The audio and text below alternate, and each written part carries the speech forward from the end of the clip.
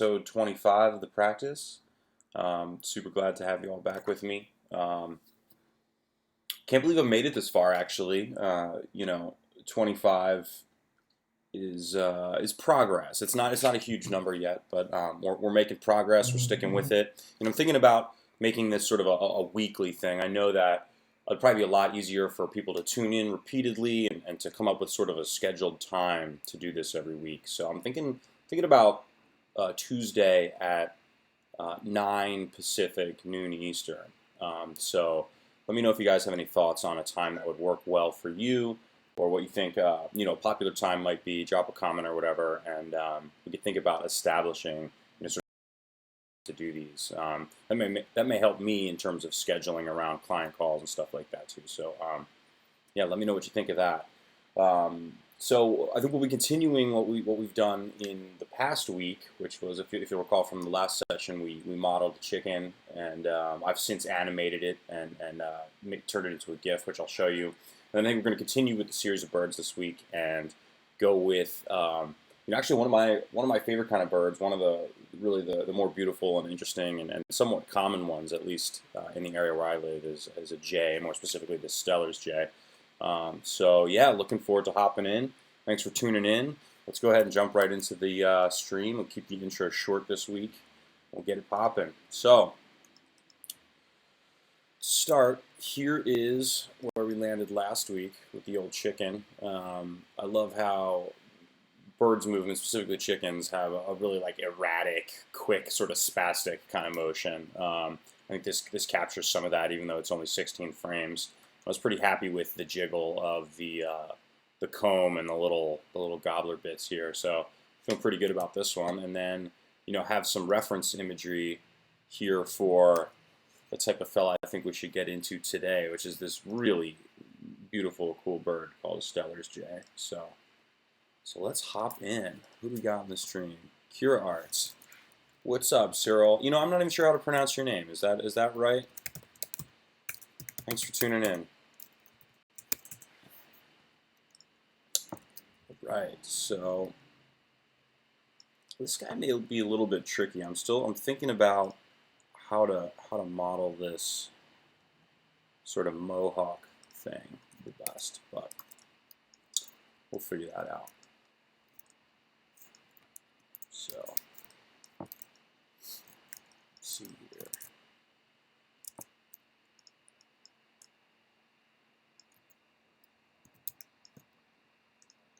What we definitely want to do is start with sort of the overall body shape.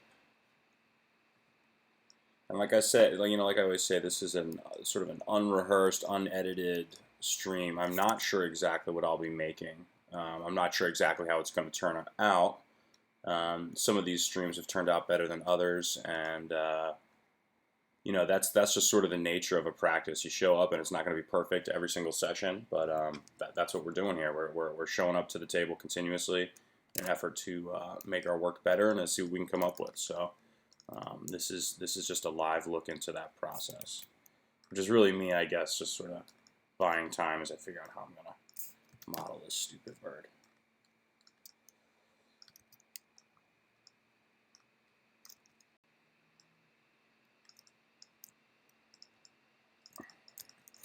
Now, with this whole series, what I've really been trying to focus on is somewhat of a streamlined, simplified version of these birds. I'm certainly not trying to do photorealistic renderings here.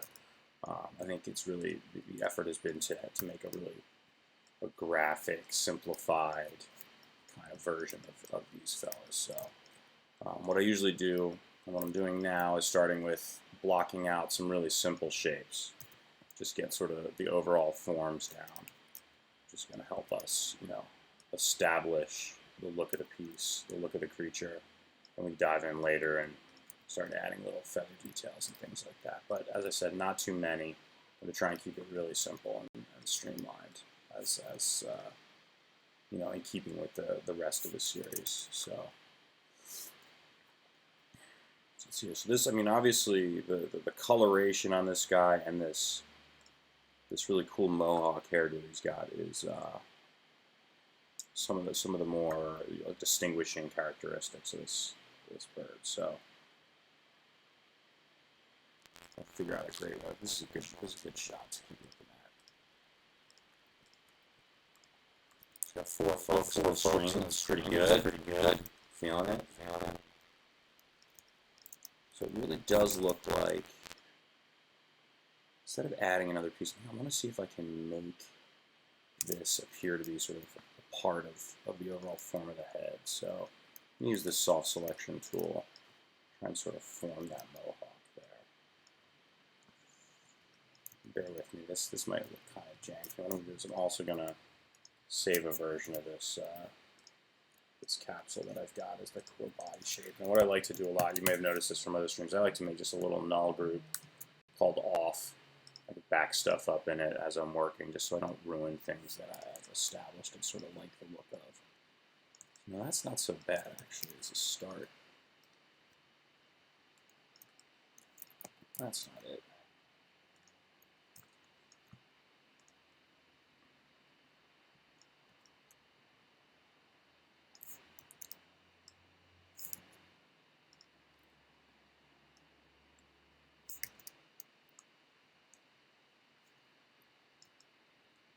I got like a pompadour haircut. That's stylish. You look good.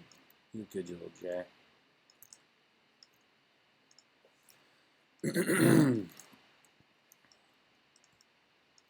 And as always, you know, I love trying to answer questions if I can, whether it's on, you know, just the creative industry at large, your struggles or things you're working on, or you know, the specifics of the model we're making, all that kind of stuff is really, you know, on the table. So if there's anything you wanna chat about, leave a comment, drop it in the comments. I'll be looking. So.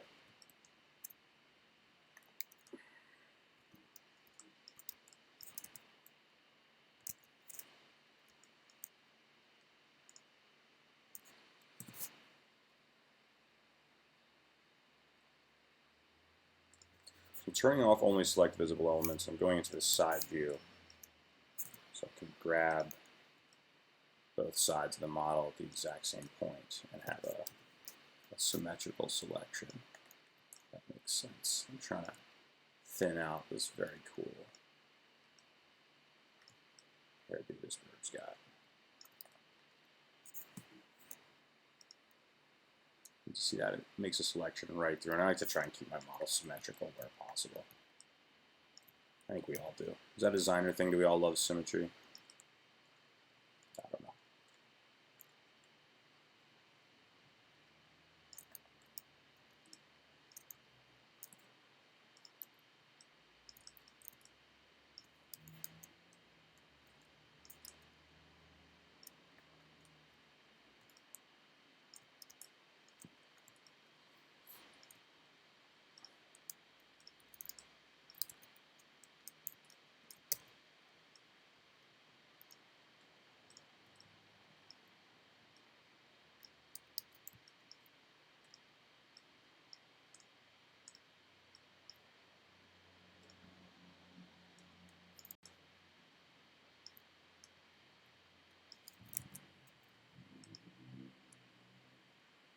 Hi Dexter, welcome back. I personally have not. At the agency I used to work at, we actually invested in a rendering farm. We had a bunch of servers, a bunch of, I guess, you know, computers really in our server room that we could send files to yeah, speed up the rendering process. But no, I've personally never used a cloud rendering site. Have you? Have you ever used a cloud rendering site? And which? And has it worked? Do you like it? Oh,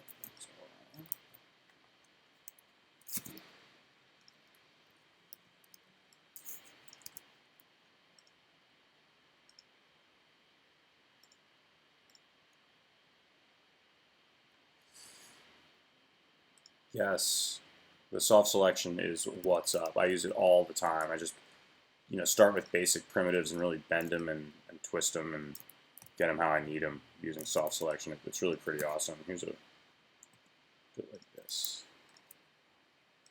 Another mode to sort of expand breast area here. I'll bump that up. All right, here.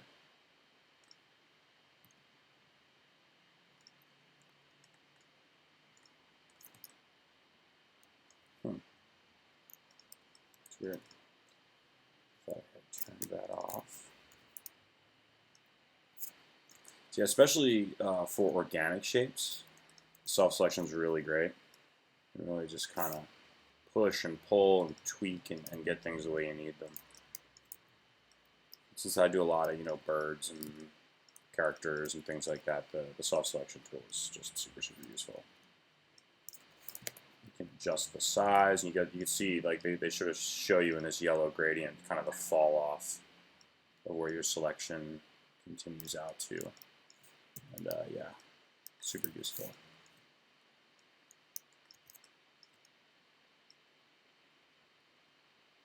Starting to get somewhat of a J shape here. I think he's going to be perched nicely. So, what's up, Spooky Ghost? Thanks for coming back. I'm always curious. Yeah, that old game, Dexter. I'm familiar with that. I'm constantly sort of optimizing the models and the lighting and all that stuff to yeah. I mean, especially if you're going to do like a video, like I did a music video last year. And it took forever to render. You just have to set it up and let it run overnight. The other thing you can do is like see if you can get away without using global illumination, stuff like that. Like GI, anti-aliasing, all those types of things add a ton to render time. So can you be creative and come up with ways to sort of work around some of the items that give you really big render times and still come up with something that looks great, but has a style that is a little bit more forgiving in terms of that sort of stuff. So yeah, see what you can come up with. It's tricky. Sometimes, like if you use, in terms of getting away with not using global illumination, sometimes if you use a really strong fill light and really make sure that there's plenty of lighting around the whole model, you can get away without using GI. So that one will really kill you. Another one, if you're going to use transparency instead of actually using true transparency in the color palette, you can go up here. Where is it? Go to, I think it's a visibility tag. I think it's a display tag, yeah. And then you can use visibility. You can just turn down the visibility right in the display tag, which is a great feature I learned recently. But yeah, it can be tough.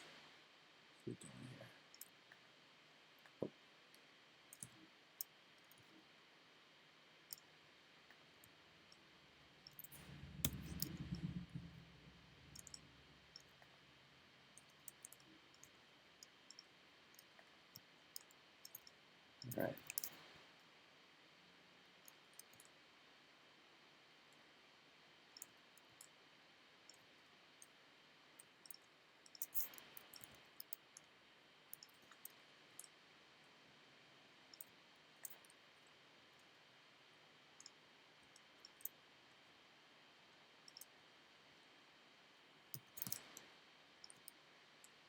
Push and pull, push and pull. That's the name of the game.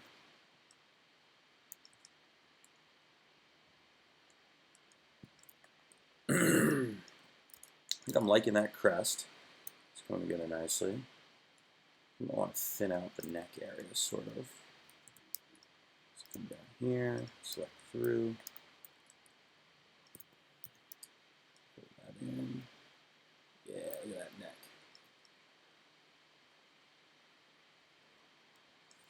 What we also want to do. This guy a little bit.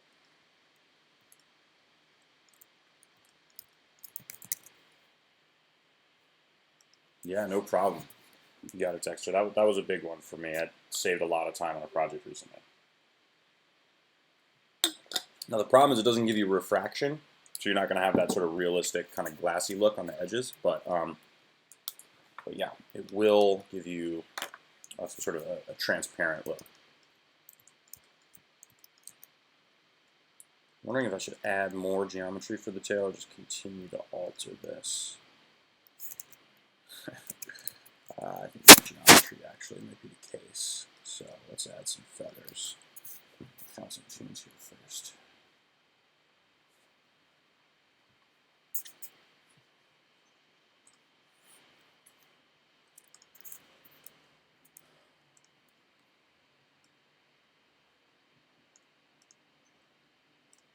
Got it. Yeah, GIs can be time intensive.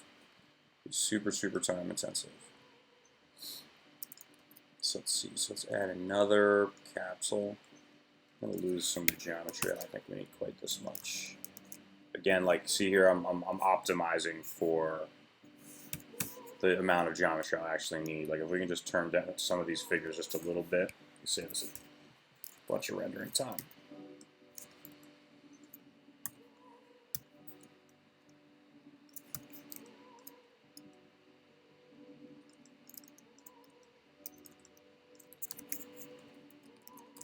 So Dexter, what are you working on?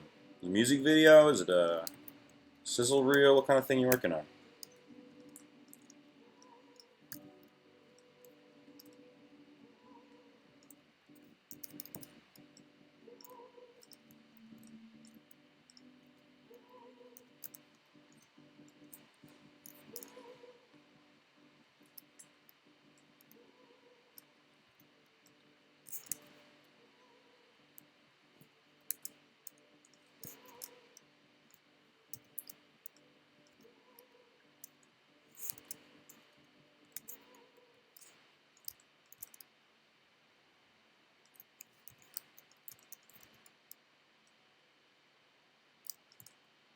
So right now I'm really fighting the temptation to start adding color. I just love the color on these guys, and we're not there yet. We got to get our forms right. We got to keep blocking this thing out. We got to make sure that our ratios, proportions look right, and that we're happy with sort of the shape and the form and the overall feel of the bird before we start getting into those fun details like color. But that black to blue gradient is going to look sweet. I'm looking forward to applying that for sure.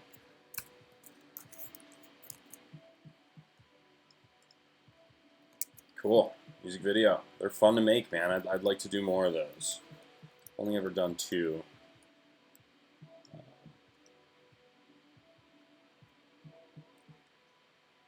Where are you? Symmetry. Nope. There you are.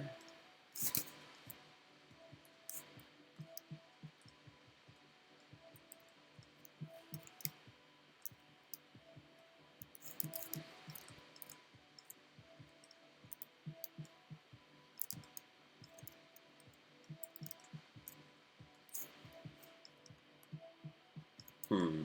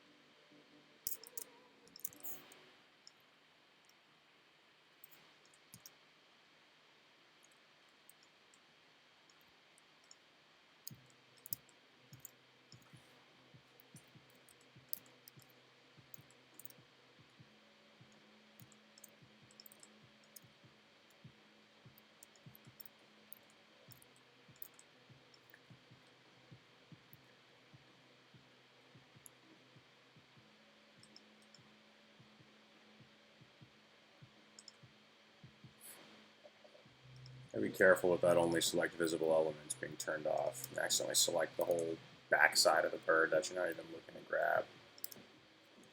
Danger.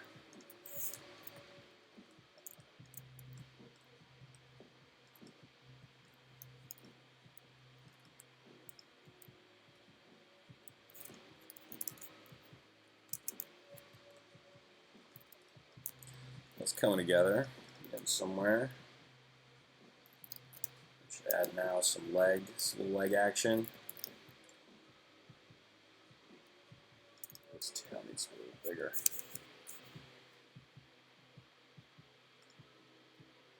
awesome their wings are.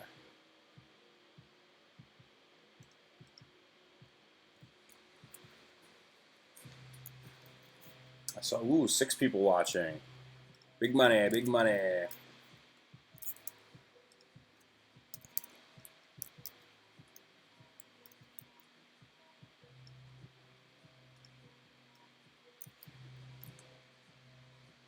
It makes sense to make this tail even a little bit bigger. I think in making this really graphic and stylized, something that helps is kind of exaggerating some of the prominent features. So this tuft might be a little bit bigger on this bird than it is in real life, a little bit more streamlined and stylized. But I think, you know, that's the look we're going for here. So I've never been accused of making photorealistic stuff in cinema, so let's keep that trend going.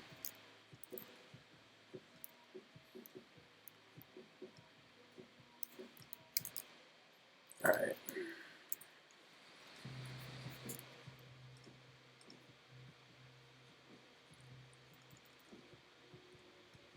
I think one of the most underrated primitives in all of cinema is the cone shape, which I'm going to use to make the base of these legs. And another piece that comes in right out of the gate with way too much geometry on it, so I need to cut that one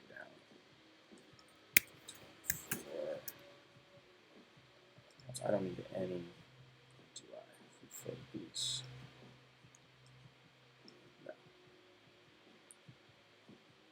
Cap segments, 0, only 1. I do 4 float segments as well, so.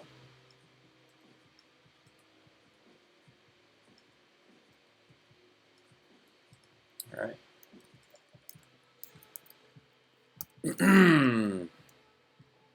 What I usually do with symmetry stuff or things I want to make symmetrical is while this cone's still at the center point, I'm going to hit Option G, group it inside a null, hold Option, hit Symmetry. Now it's all set up, and it's a lot easier to work with once your symmetry and your null are centered. And now I can grab just the cone. Boom. Make giant oversized birdie legs. And see, it should appear on the other side when I bring it off center, but that means we're probably just not mirroring on the right plane. So there we go. Look at them legs. Scale those boys down.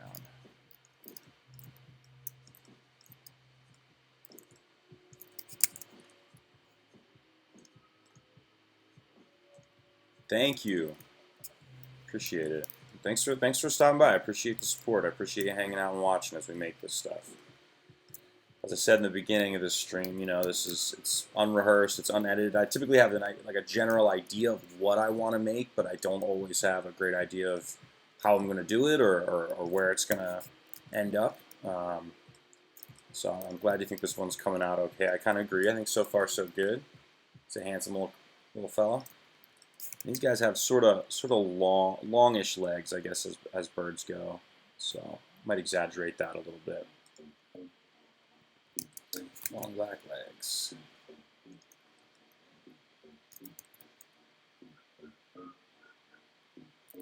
So let's do this. I think I might just hide everything real quick while I'm making these. Again, cylinder, gonna make it real thin. So I don't need these many polys. Turns down like 12, which probably even still be too much. All right.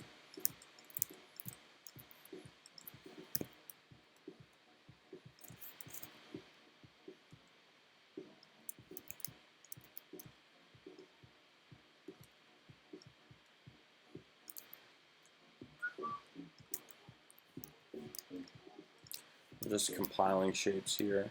The rest of the geometry sort of hidden. That's an ankle, right? Yeah, that's an ankle.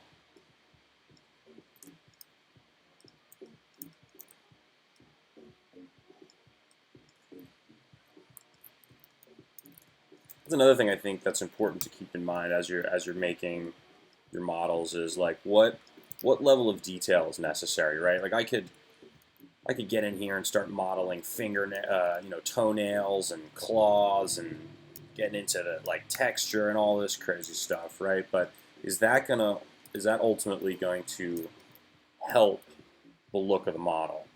That depends. We have to sort of make a judgment call on what's important to include, right? And so for this series, I've been keeping the legs and feet like pretty darn simple. They're not super important. They're a relatively small portion of the overall look. So I've been keeping it simple, right? All right, so this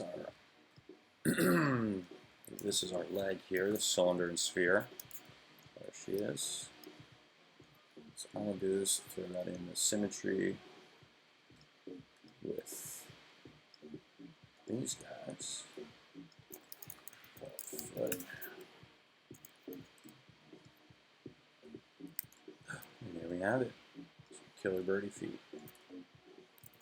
They're still a bit big.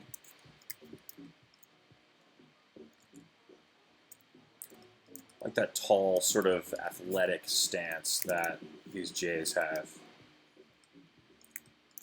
I think the height of the legs has something to do with that.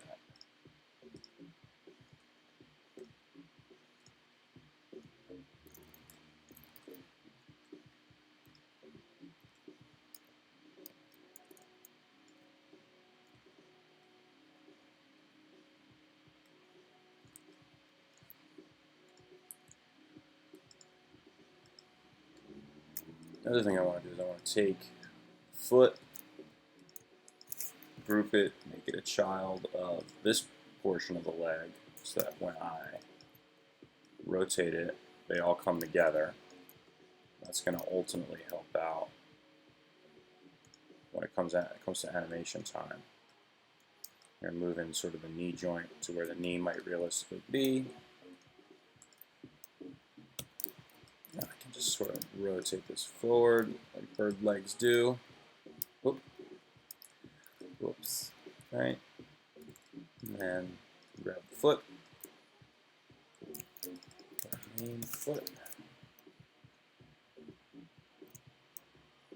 Also going to change the position of the widget to match that joint, right? Keeping it somewhat realistic. There we go. Killer little feet, killer little feet. Yeah, so that's feeling like a J, yeah? And what I'm going to do is borrow from other models that we've worked on recently because those have lighting setups and these eyes that I've really been enjoying using. So let's pull up a guy I made later last week. Here's a little fella. Maybe you saw him on social media. This is another part of the series I made. You can see I've rigged his mouth. Since it's all one piece of geometry, I wanted to rig that up so it would move around like a beak there. So while I'm in this model, grab this eyeball setup. It's really simple and goofy, and I've been enjoying it. That.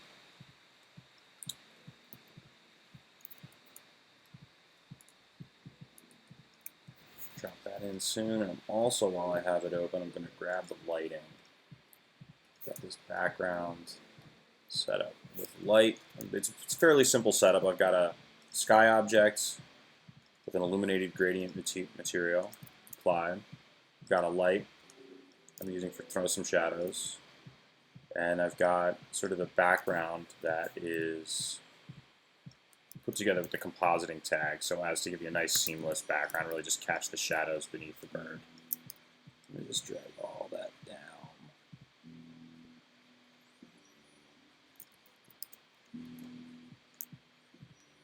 It's down here. What do we have?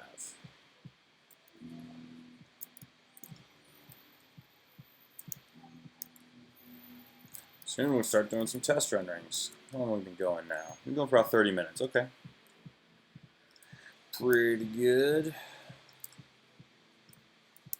That's another thing I'd love your guys' thoughts on. I know it's not always going to be sort of neat and even timing, but how long for these videos works for you guys? I know 2 episodes ago we did one that went like over 2 hours, and you know that might be a little bit long.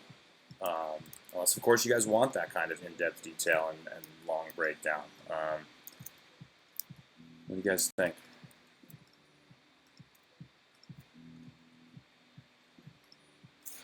So I'm going to position the eye somewhat where I need it. Some of the birds I'm going to do a really goofy big eye. With this guy, I'm going to keep it a little bit smaller, a little bit more streamlined. Zero out the position. Jays really don't have a big eye. In fact, well, no, they have a fairly standard sized eye as far as birds go, but I don't think the eye is really one of the distinguishing characteristics of this bird, so I'm going to downplay it a little bit.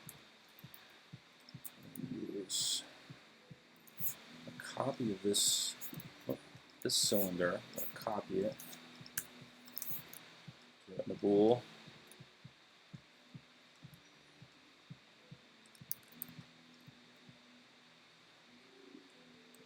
Boom. Boop. Eyeball. Eyeball.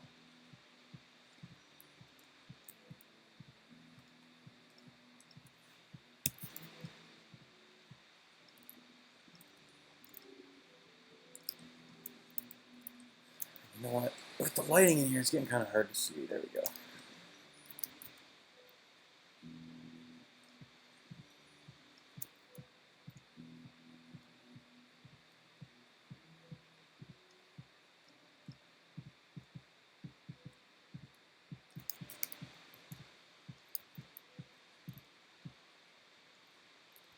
Yeah, look at that J.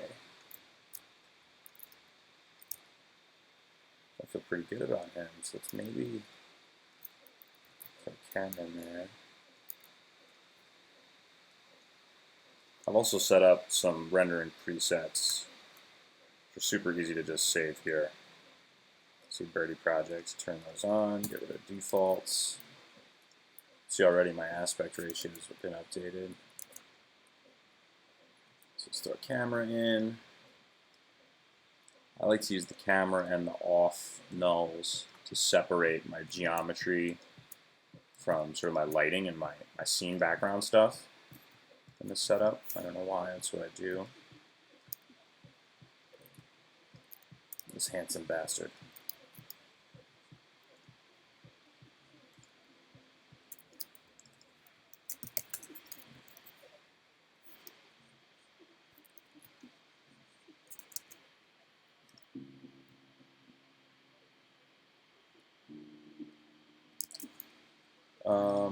What makes me stream on YouTube? Another question from Dexter. What makes you stream on YouTube as opposed to Twitch? Well, to be honest, it seems a little bit easier. You know, when I first started out, I was just using sort of YouTube's standard live streaming feature, which you can do like right in your browser using Google Hangouts, which is really super simple and nice. It actually didn't always have the best quality, so I started using like sort of a third-party program called OBS, I think it's called. What's it called? OBS to stream, which has been working well. It's been getting me higher quality, you know, output. The resolution's much better, and you know, I guess just the ease of YouTube's setup allowed me to get in and just start practicing and streaming. Whereas looking at Twitch's stuff looked really complicated. The other thing that I've been doing is that, you know, YouTube is great because it saves your video as in a format where folks can come back and visit it. I'm not sure that Twitch does. It may, but not that I'm aware of. And also, like, to become a partner on Twitch takes a lot more than it does to become a partner on YouTube, right? Like, you can just sign up for AdWords right away and start monetizing your videos. Whereas I think you need to show like tons of consistency and a huge viewing audience on Twitch to get that partner status. So those are some of the reasons. Now I'm not like anti-Twitch. I may eventually get up there. I would, you know, I don't know. Is it even possible? See this? I'm sort of showing my novice stripes here. Is it even possible to stream to Twitch and YouTube live at the same time? I would be interested in doing that. But I do like YouTube sort of as a community and as a way of sort of storing the videos a little bit more long term than you would with some of the alternatives. So, oops. Here what's happened is it's trying to save over. So I'm going to stop this rendering. That's one thing I forgot is as I load my render settings, I got to turn off all frames and the saving state. Current frame. All right. So I think it's time to start texturing. We start putting that cool gradient on. Which I'm psyched about. You guys like the bird?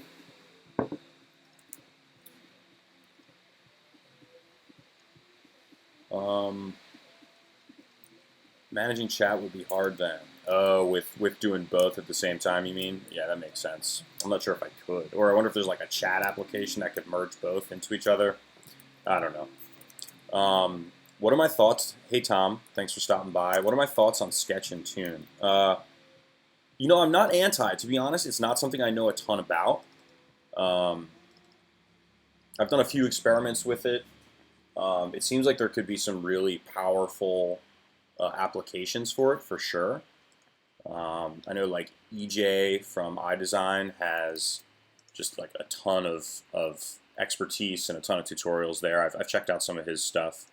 Yeah, it's very cool. It's not something I've experimented with a ton, but I think the applications could be really, you know, impressive, and you do a lot for your workflow, for sure. It's something I actually do want to experiment with a bit more. So, what do you think of Sketch and Tune, Tom DuPont? Do you use it much? If so, how? Are there any cool resources or ideas you could point us to? All right, so let's check this dude out.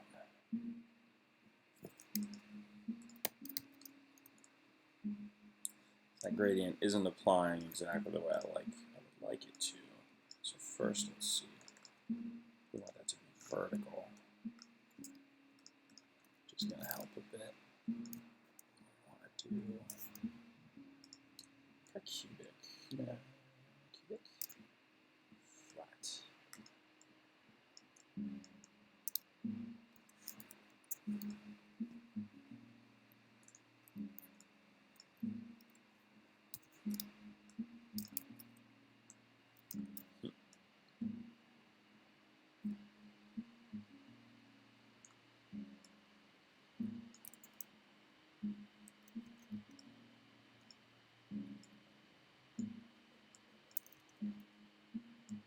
So I'm just sort of positioning the material on the geometry so I can get the gradient extending really from the tip of this point to the end of the tail.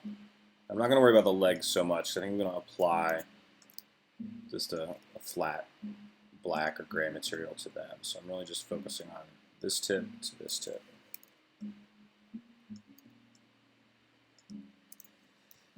And once I get it set up on the model, I can go in and adjust sort of the length of the gradient in the material. So that's looking pretty good. Do a quick test. Bird, sweet, yeah.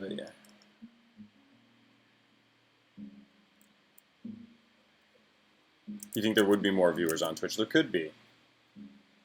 Yeah, I'm definitely not anti. I'm just, to be honest, you know, this is something I've wanted to do for a while. I've been sort of easing my way into it. There's this idea in Silicon Valley and in sort of the startup world about MVP, minimum viable product, right? Like, I guess it sort of relates to the comment I was making about the feet, right? So, how perfect does something need to be? What level of detail is required to sort of get it started, to get it to pass muster, right? So what I wanted to do when I started with these was just, I don't want to say do as little as possible. That sort of sounds like a slacker way to put it, right? But I knew if I started in a way that was super detailed and professional, I'd never gain any momentum. I'd never get it going. I'd never get my work to a position, or I'd never get the streams to a position where I was comfortable with them, and it would be a barrier to entry, and then I would just it would kind of fizzle out, right? So I wanted to start slow. I wanted to have manageable, reachable goals, and sort of put out the MVP, the minimum viable product, until I got into a little bit of a habit and a rhythm and started getting better with it, better at it, and sort of set myself up for success in that regard. So that's why I've only really started doing voiceovers and higher quality stuff in the last few weeks here. I just really sort of evolving as I go, and not creating too much work or too much of a barrier for myself, so that it would prevent me from doing this. So really, I'm kind of easing into it. That's why I'm only doing YouTube at this point, and not Twitch. So yeah, to be honest, really sort of easing into it. This is the very beginnings of the practice. It's something I plan on doing for a while to come, and I plan to make it better and better as the days and weeks and hopefully years go by. So so in that way, you guys are sort of in on the ground floor. I appreciate you guys checking it out and helping me grow this thing week after week. And yeah, really, it's about at this point, it's about gaining momentum and learning as I'm going, and making sure it's simple and straightforward and fun enough, really, to use and continue doing, because that's what's going to keep me coming back. And if I started out with the perfect software and the perfect stream and a great idea, but it was such a pain and it was so unpleasant to use that I never made another one, then what good would that be anyway, right? So that's sort of the idea of MVP, or minimum viable product, and that's sort of why I started out simple and slow, and I'm looking to just sort of grow this thing.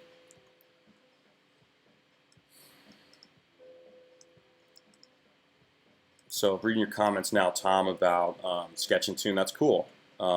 Yeah, there's it looks like it's really deep. There's a lot of different parts of it. I think little subtle bits of it could apply to all kinds of your work. So that's really cool. Thanks for sharing.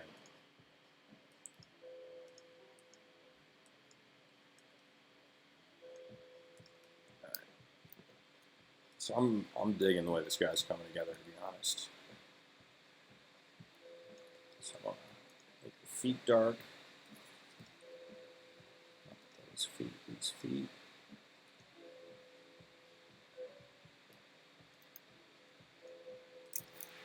Lower leg. There's the foot.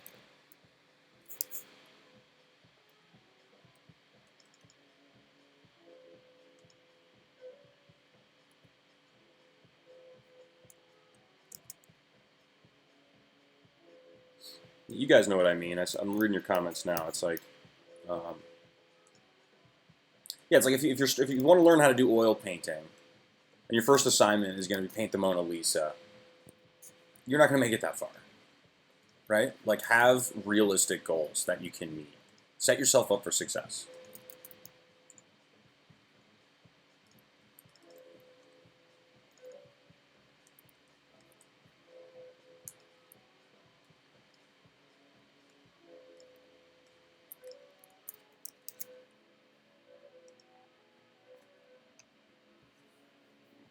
I'm really loving the simple color scheme on this guy. It's kind of fun. I'm wondering if it's almost too simple. Like, what else can we add?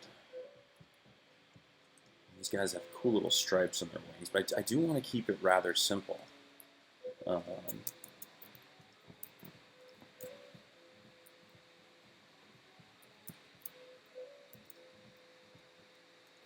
if I should.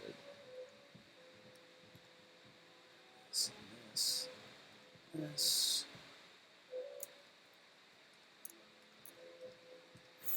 Angle this dude down just a little bit more. Actually, no. I don't like that upright chest down.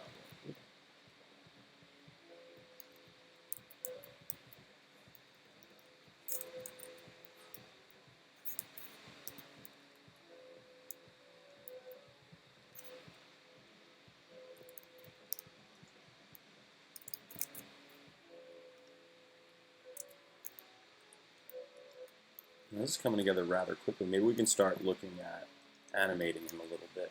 So I'm keeping with what I've done with some of the other projects.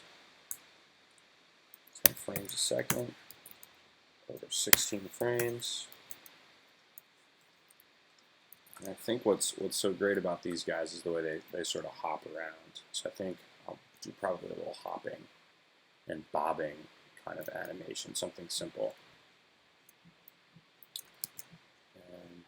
Yeah, let's see. Start with these guys. just going to save a copy before I start animating, just in case I fuck something up, which happens. Thank you. That means a lot. I appreciate you saying that. Cyril, am I pronouncing your name right? I know you're Kira Arts and all your handles. Let me know if that's accurate. Appreciate the support. Sure.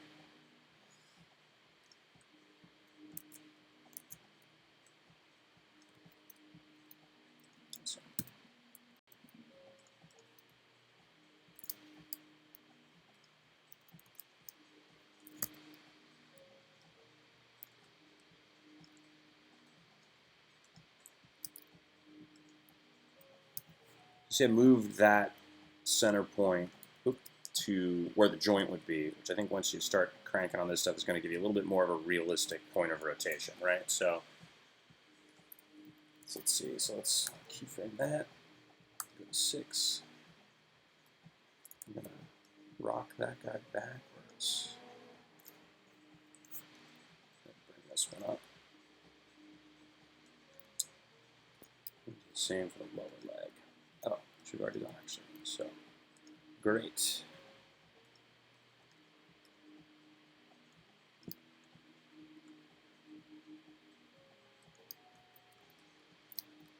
And now probably a lot of true animators are going to watch this and go, "What are you doing, man?" Again, right? Like minimal viable product. I don't know that this is the perfect, best, exact way to do things. This is the way I do them. So yeah, I'm sure if you worked at Pixar, you'd look at this and say, "What are you doing, pal?" But I don't work at Pixar, and this is how I'm making this shit. So deal with it.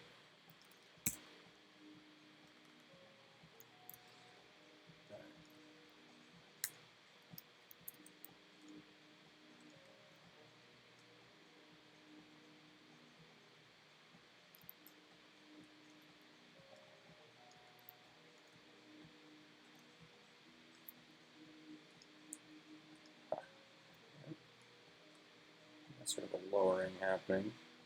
And what we want to do then is have the whole bird sort of lower down with the legs, right? So from here, 6 is lower, so let's drop down, make a little bit forward.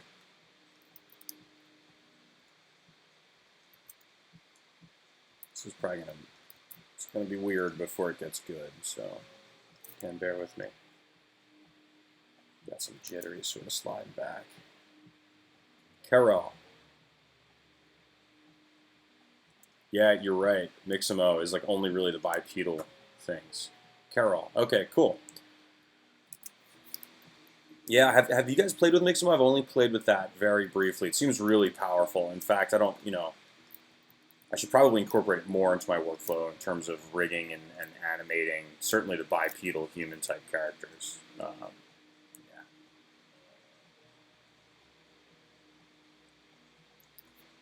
So let's have, as this guy's doing this, let's have the tail flick up a little bit. I think that'll make sense. First, doesn't make sense to go through this animation kind of twice. So grab these guys, scoot forward.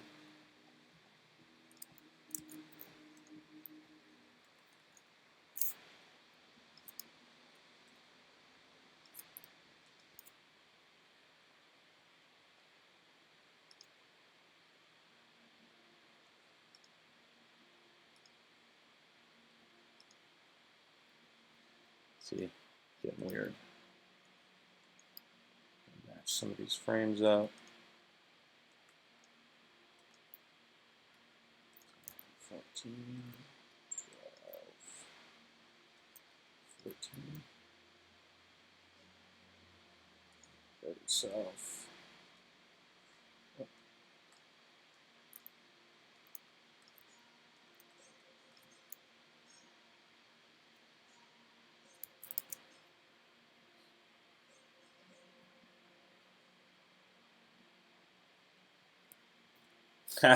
Yeah, you're so right. That is one of the cool things about cinema. There's always more than one way to skin a cat, right?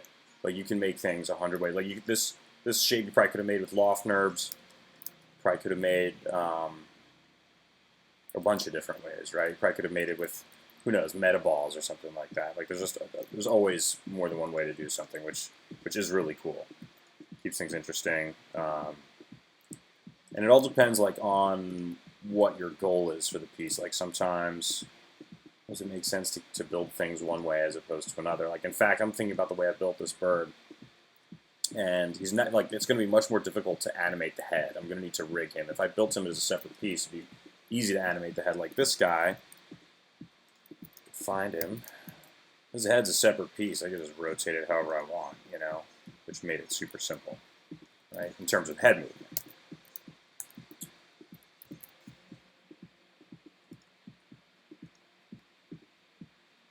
That looks like he's just kind of massaging the ground, huh? All right, so let's call the whole thing tail. Like group these. Tail. Talk.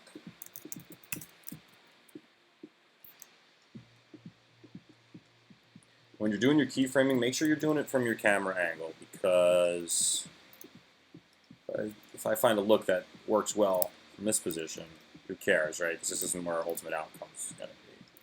And that is weirdly rotated, so what's going on there?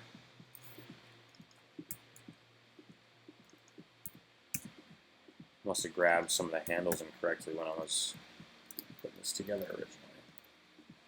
Shame on me. Shame on me.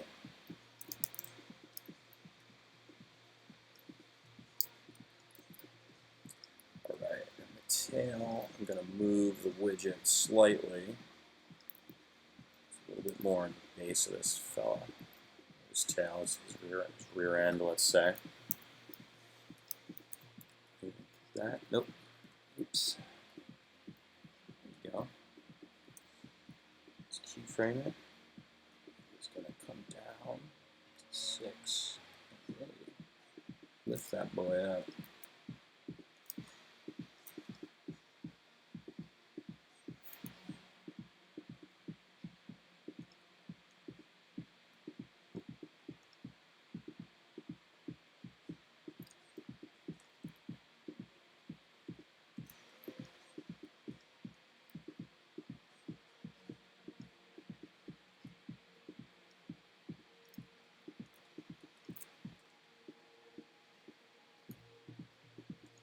So I think I want to do on this big one. Let's make that a little more exaggerated.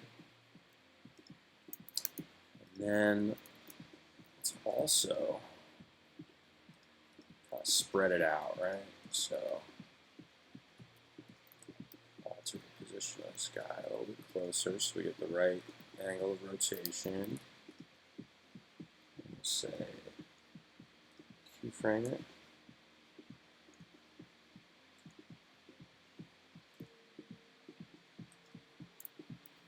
I'm going to rotate it out. Sort of spread it out a little bit. So I'm just going to give it a more realistic look, to be honest.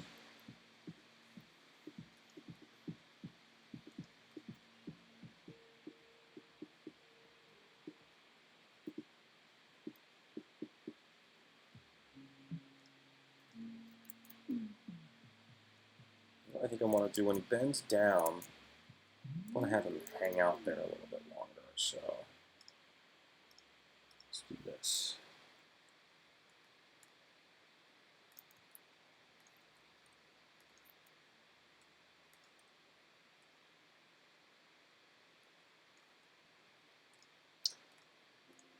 Push and pull a little bit here and there. 3, 5, is that what I did? 5, so that's that.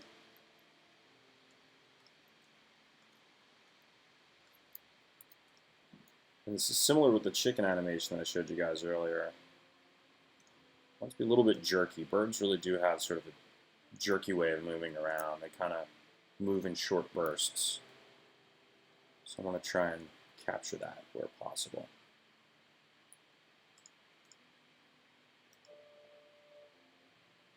That's weird.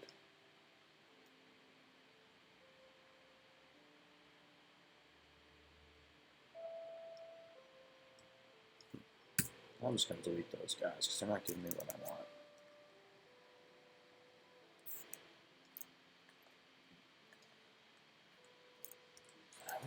is. Lean the whole guy forward a bit. Bring him forward a bit. And a bit lower. I'm going to have to reposition the legs after I do this. I just want to get a little bit more of a dramatic movement there. See that?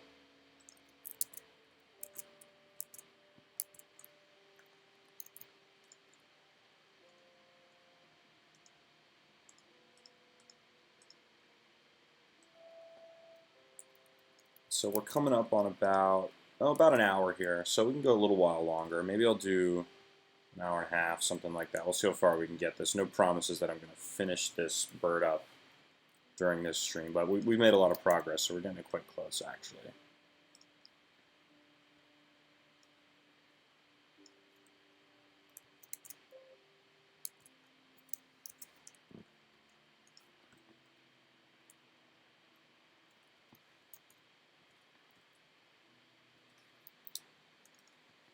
Getting distracted here by colors. This happens a lot. Lighten this up just a hair.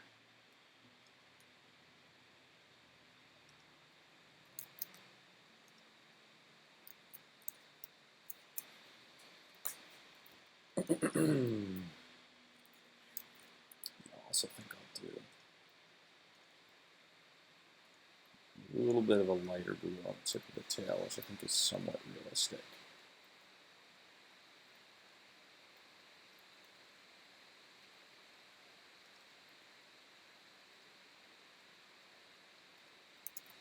Let's see what that gets us.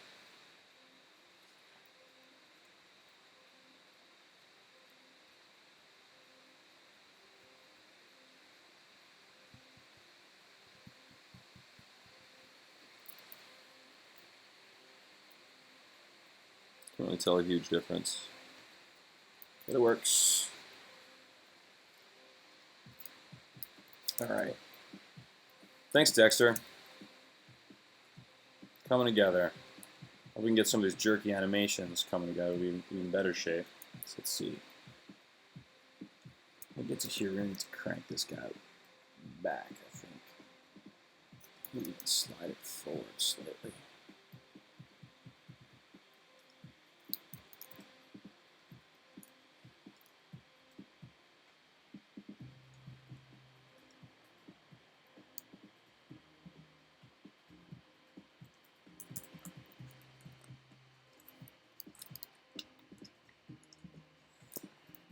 This guy's come forward dramatically. See, but he's still not even near the ground.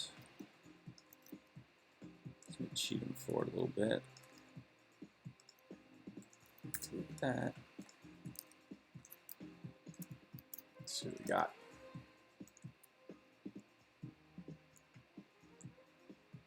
Not bad, actually. I think I just need to reposition the whole bird himself when he gets down in this squat. Which can be done.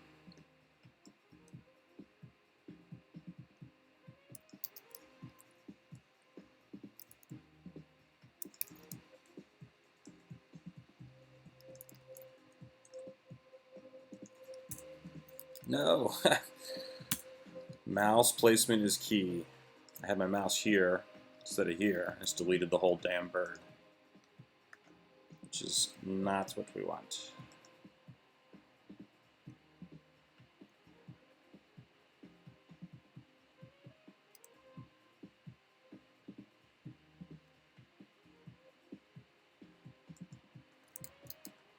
All right, here's something I'm going to do to sort of track the position of these legs, which are sort of sliding around on the surface, as you can see, which is not realistic. So what I'm going to do is I'm just going to make a copy of the foot,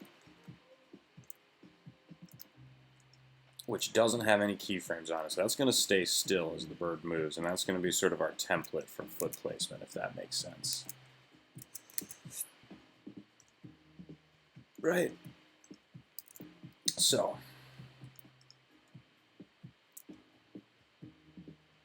now we know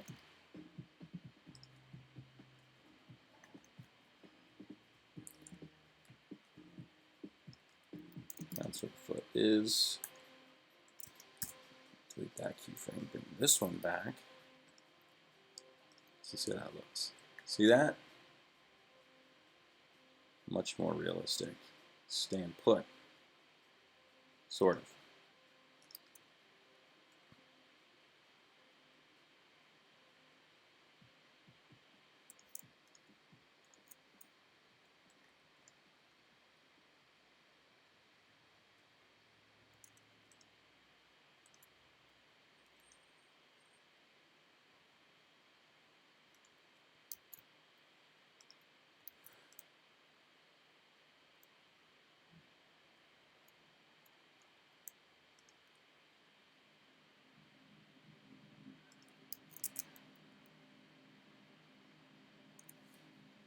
Hi, Surin. Yes, I have done. If you go back, I think episode 13, episode 21, 22, something like that, were both typographic pieces. It's something I do all the time. Not always the most interesting to look at as I'm working, but certainly can do more of those in the future. Is that something you'd be interested in seeing?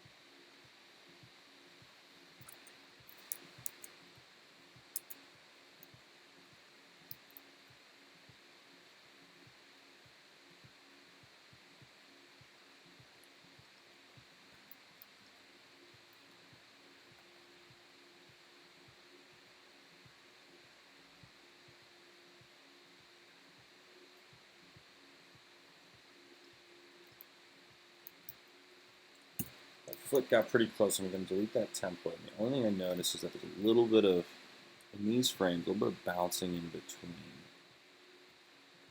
Those feet go too low for a moment there. So I have to really just get in there and animate each keyframe.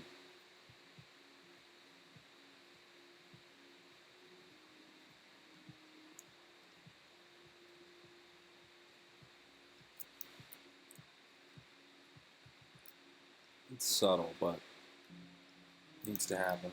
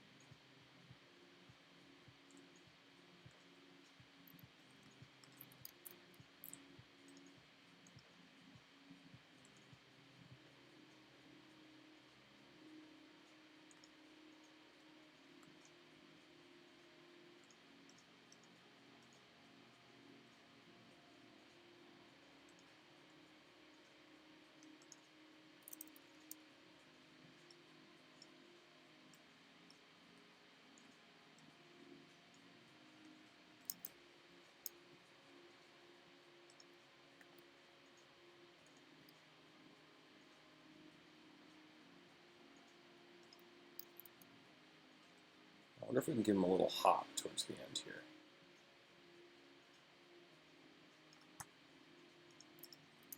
I'm going to save as again because I'm about to undo a lot of what I've just done. I don't want to mess it up too much.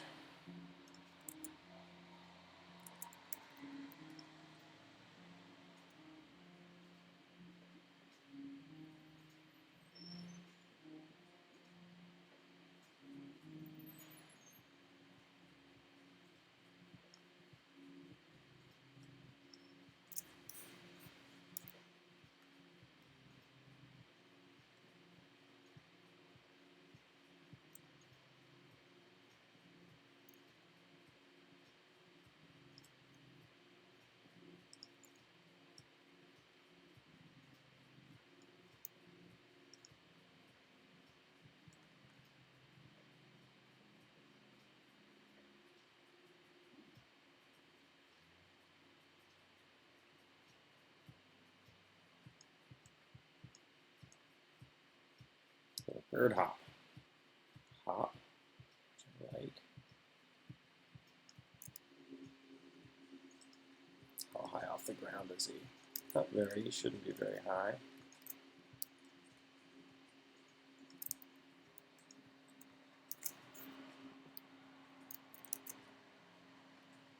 Thanks, Søren. Appreciate that. Yeah, I was pleased with how Type Gardens came out. Whether or not I'll be making more of them, I'm not sure. But I can do something similar and stream it.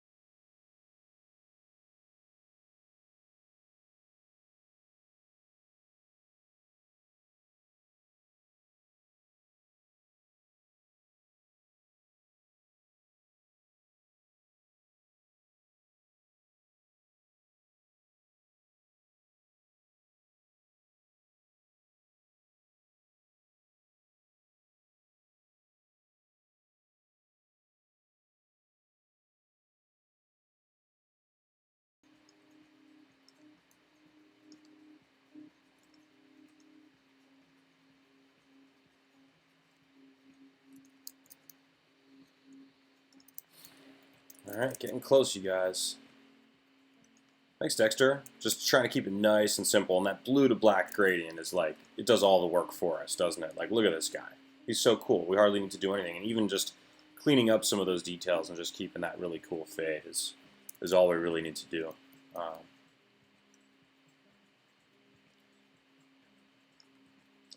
so let's get these legs going accurately. I need to reposition.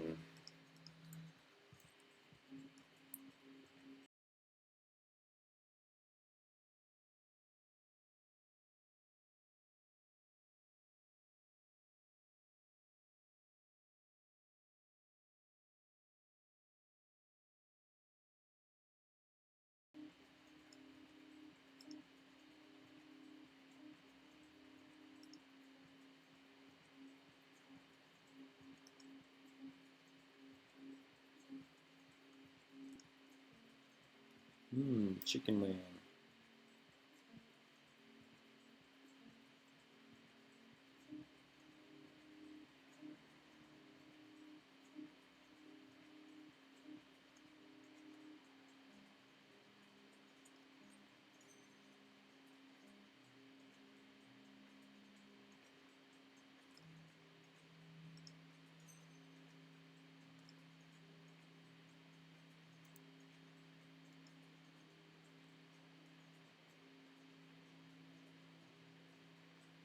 So bring that leg up, the 8th frame, it's the height of the jump.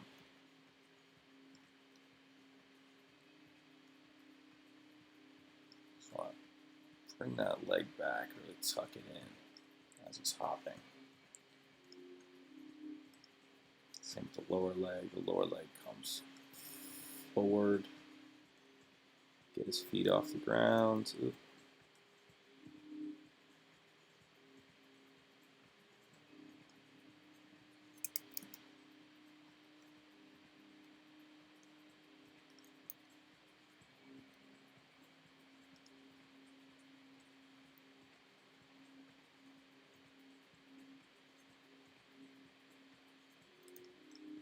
Just gonna ditch this 9th frame.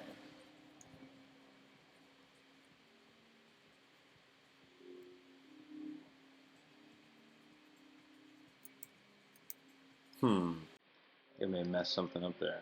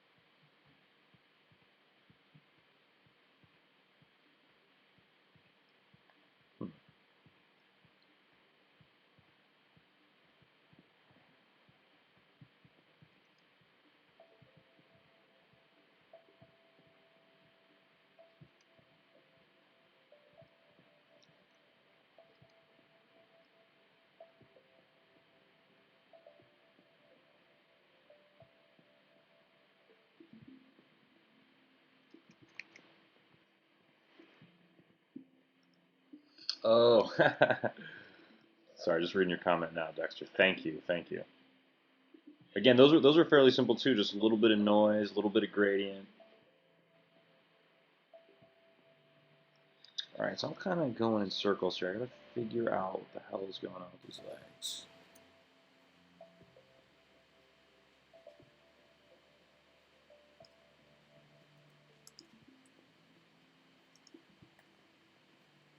Bear with me, guys. This is not necessarily my area of expertise, but I'm gonna figure it out anyway.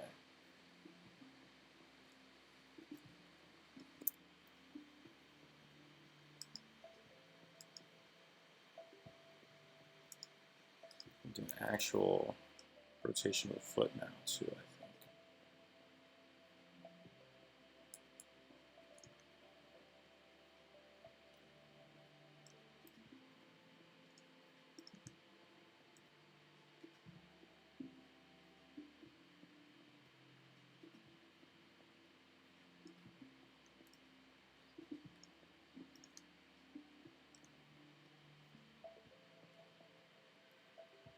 As he hops, I think what you want to do is have his toes rotate forward like he's actually jumping, subtly.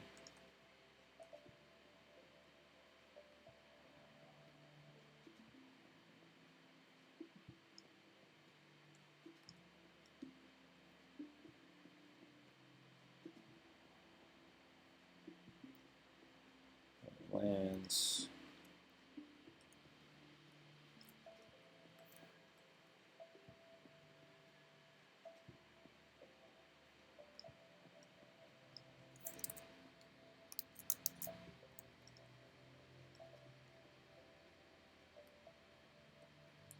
Jump. Land 11. And hop back.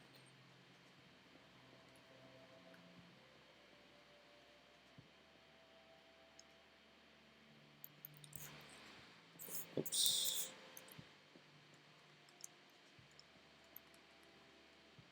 If I'm trying to pack too much motion into too short a time period.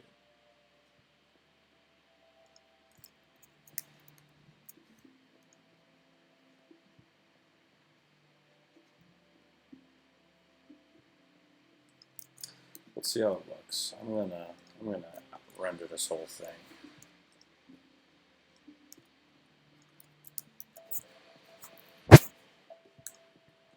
shouldn't take super long.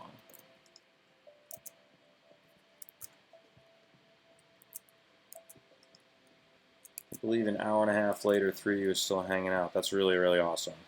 I do appreciate it.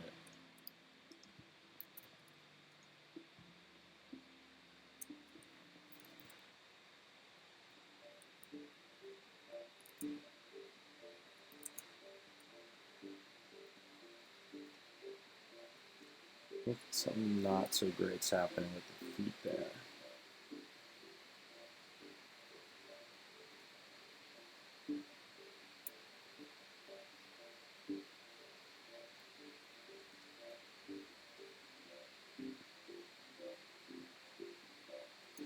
I'll make the tail movement a little more dramatic too.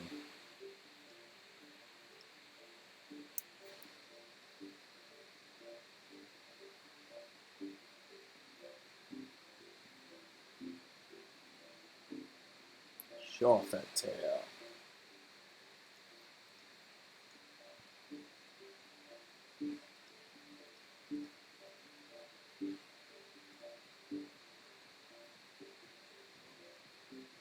What I also do is kind of cheat it, right?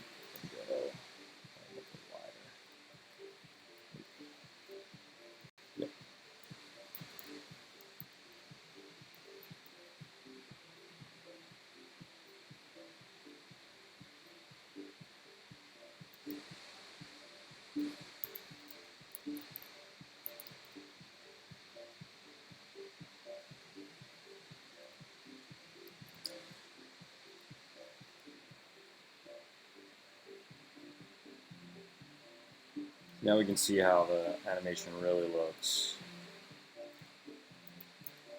It's great. It's only about 12 seconds a frame, so.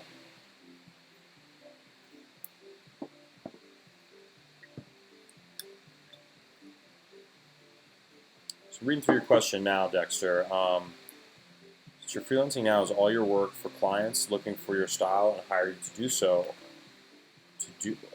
And hire you, or do you also pitch for jobs that are designed but just for money? So a mix, Dexter. So interesting. I don't know if any of you guys listen to the Creative Pep Talk podcast with Andy Miller. It's a really great resource for creatives. I'd encourage you all to check it out. But one thing that he talks about is the idea of like seasons, creative seasons, and sort of planting the seeds for future seasons, right? And what I'm finding that happens a lot is people contact me now for paying design work and they reference the look of things that I did years ago. So, just recently I had someone reach out and they included in the attachment some stuff from my portfolio that's like gotta be 4 or 5 years old, right? And it's not the thing that I'm working on passionately now as a personal project, but it's what I was working on 4 or 5 years ago passionately. I sort of planted those seeds, and they've finally sort of gotten some attention. So what happens is that the stuff you work on now becomes the stuff that clients will come for you to hire you for later. So what you want to do is always be making new stuff, always be pushing the envelope, always be taking your work in a direction where you want it to go, but then understand that some clients, probably most clients, will be reaching out for having trouble talking this morning. Most clients will be reaching out to you for work that you've done in the past, and really no one's going to hire you for stuff that you haven't done. They're not just going to go out on a limb. They're going to hire you for the types of things you're good at, right? So you need to display proficiency in these things and have really nice pieces in your portfolio even before clients reach out to you. So as a long-winded way of answering your questions, yes, I freelance, and the paying client jobs that I get are in my personal style, but it was sort of a slightly older version of my personal style. And as I develop and create and build out my portfolio and skill set, I imagine that in the coming years and months is when folks will start reaching out to me for things like what we're working on today. And this is where I want to take my career. And these are the seeds I'm planting now for future seasons. So I think to answer your question, yes, but just a little bit of additional context. And you know, like a lot of times, the client work that I do, I'm not always just like psyched out of my mind about, right? Like, there's a weird jog happening at the end there. What is that?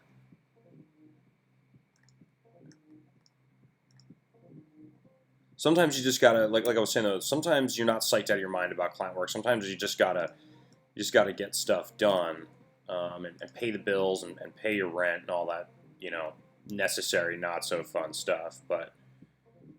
Um, but yeah, always be working on personal projects of where you want to take your work in the future.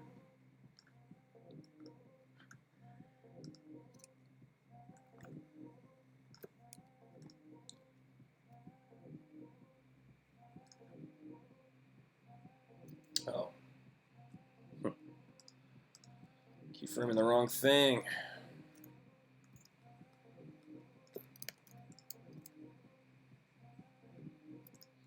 Alright, so I'm feeling pretty good about where this is going. An hour and 21 minutes.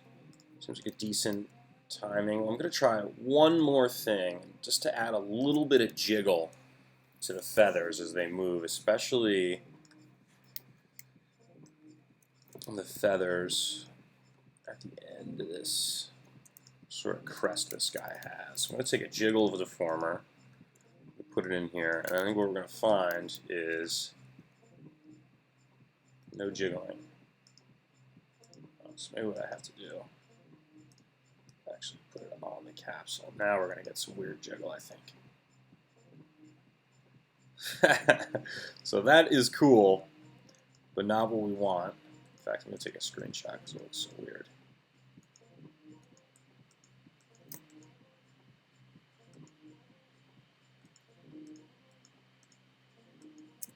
What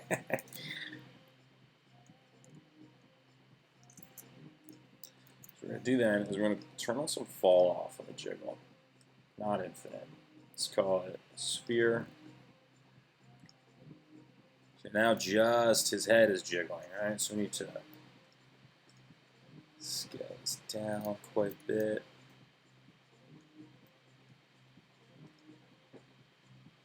Too much jiggle. So strength down a little bit, stiffness up. Maybe? No, stiffness up.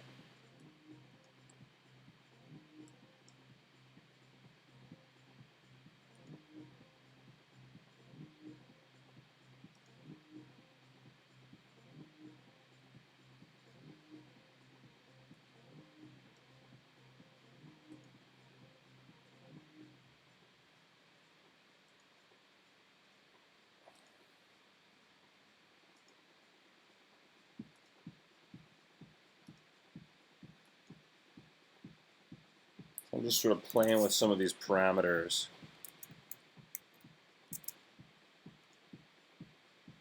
Yeah, Creative Pep Talk it's called. It's with Andy J. Miller. He's awesome. Leave a comment for him. Tell him I sent you. He's been putting out loads of really great stuff lately. I'd recommend if you want to listen to certain episodes, go back and listen to the one with Ghost Shrimp, who's the artist who did the work for Adventure Time in its early seasons.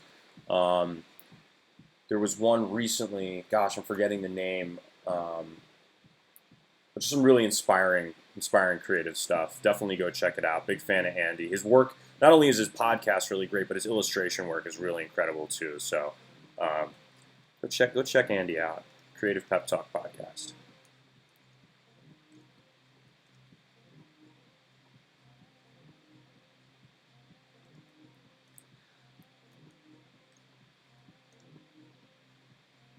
I'm just trying to get a little bit of motion to this guy. Just playing with some of these. Playing with some of these parameters here. Turn the strength up a little bit.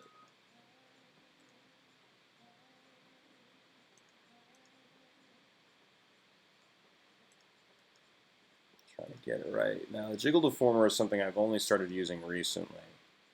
In fact, I think the only time I've ever used it was on that chicken. Get that comb to move nicely.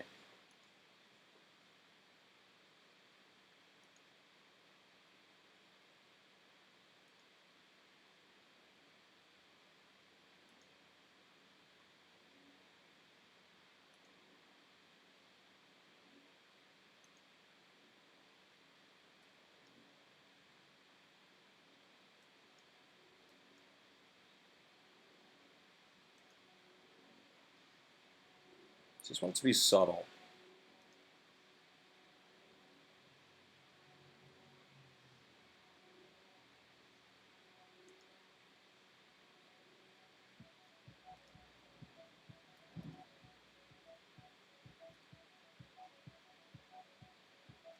I'll try that. Let's knock out another test rendering. Ooh, there's already a rendering going. Really? Nope, that's the old one. Ah, I'm not even reading my warning dialogues carefully.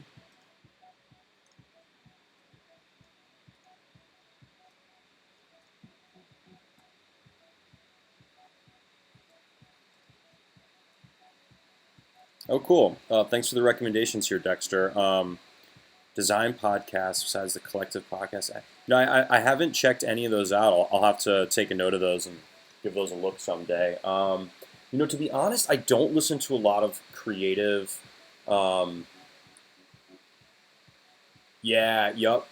Ghost Shrimp is, yeah, the guy with that camp out in, I think it's in Vermont somewhere, and he has those like adult drawing camps where they exercise and play basketball and watch action movies and draw all day. It sounds really, really awesome. Um, and that Ghost Shrimp dude is he's like infectiously enthusiastic. He's just seems like an awesome guy and super enthusiastic and really exciting to listen to. His episode with Andy on the Creative Pep Talk podcast is awesome. I'd really recommend going back a couple weeks and checking that one out. Lots of other good stuff there. So. But to answer your question, no, I don't. I don't listen to a ton of creative podcasts, to be honest.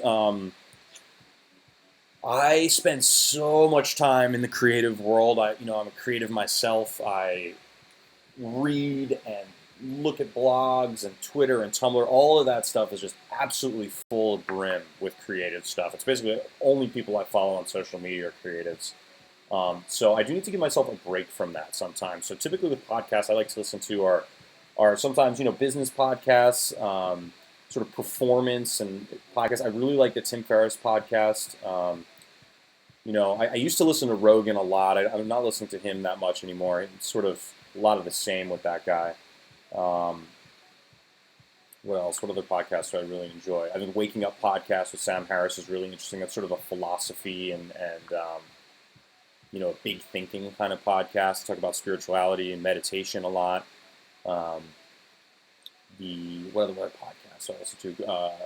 Tangentially Speaking with Chris Ryan's really interesting. So there's a lot I listen to. A lot of them relate to, more business and philosophy and kind of big thinking things, which I can apply to my art and to my design career. But I think that the things that I need help with and the things that I want to listen to more and more of these days have less to do with design and more to do with getting my business off the ground,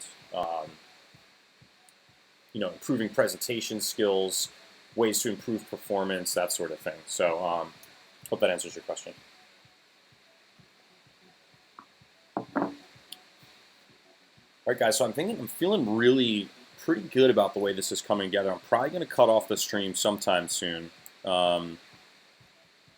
how much life just that little bit of movement in the feathers on the head just adds a ton of life to the bird.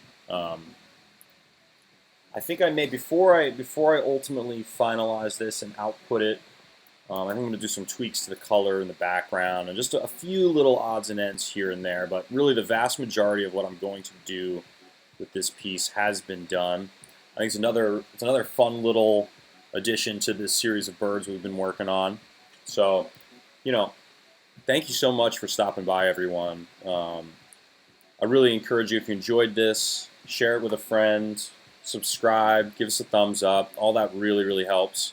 I'm continuing to share these birds on social media, so if you want to follow me on Twitter or Instagram or any of those places, it's Diligence, DLGNCE, just like my moniker on YouTube. You can find me pretty much anywhere else. I've got a Tumblr, Pinterest, all that good stuff. So thanks a lot for stopping by. Thanks for the interest. Thanks for checking me out. I'll be doing this again probably Tuesday of next week unless something else pops up. So Stuart out. Thanks, guys.